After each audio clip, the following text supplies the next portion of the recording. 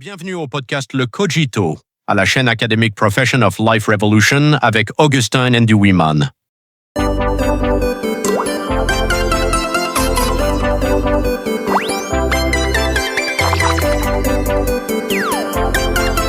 Profession of Life Revolution avec Augustin Nduwimana.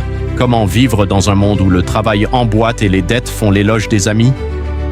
Nous sommes nés dans un monde qui nous demande de courir avant même de nous apprendre à marcher. Le travail nous emboîte comme un étau, il nous façonne, nous mesure, nous juge. Et pendant ce temps, nos dettes, celles que nous devons rembourser, mais aussi celles que nous devons à nos amis, à nos proches, à notre communauté, deviennent l'unique langage par lequel nous exprimons notre reconnaissance. Aujourd'hui, dans le Cogito, nous allons penser ensemble cette prison douce. Comment vivre, vraiment vivre, quand le travail nous enferme et que la dette devient l'éloge silencieux de l'amitié?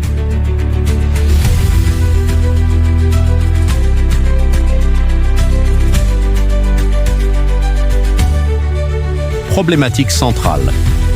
Dans une société où la valeur d'un individu se mesure à sa productivité, le travail cesse d'être un simple moyen de subsistance, il devient une identité imposée, une cage invisible qui emboîte chaque heure de la vie.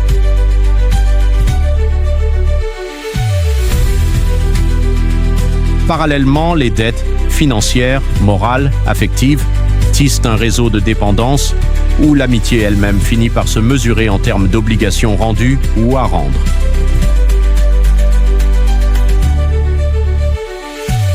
Question directrice.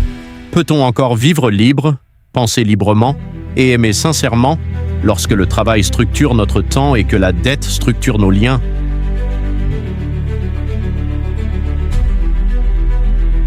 Axes de réflexion. 1. Le travail comme emboîtement. Le travail n'est plus un choix mais une nécessité existentielle. Je travaille donc, je suis.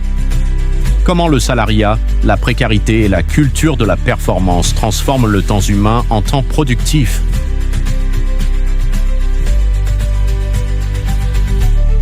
La métaphore de l'emboîtement. Chaque tâche s'insère dans une autre sans laisser d'espace pour la contemplation, le repos ou le sens.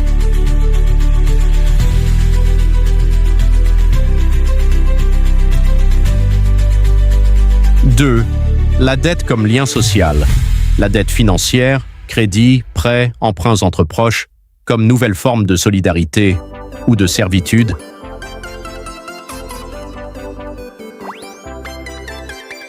Faire l'éloge des amis par la dette. Rendre service, prêter de l'argent, s'endetter pour l'autre. L'amitié devient-elle une économie morale? Marcel Mauss et le don/contre-don. La dette comme ce qui maintient le lien social, mais aussi comme ce qui peut l'aliéner.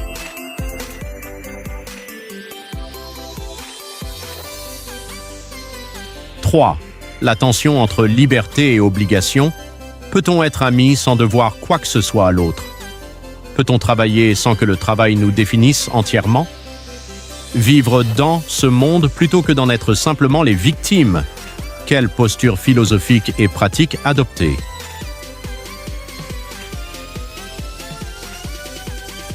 Quatre. Piste de résistance et de sens. Repenser le temps, sortir de la logique de l'emboîtement pour retrouver des moments non productifs. Repenser la dette. Distinguer la dette qui aliène de la dette qui relie, la gratitude choisie plutôt que subie. La sagesse africaine et la notion d'Ubuntu, je suis parce que nous sommes, comme contrepoint possible à l'individualisme marchand. Citation possible à convoquer, l'homme est né libre et partout il est dans les fers. Jean-Jacques Rousseau. Le don appelle nécessairement le contre-don. Marcel Mauss, essai sur le don. Umuntu ni Umuntu Kubantu.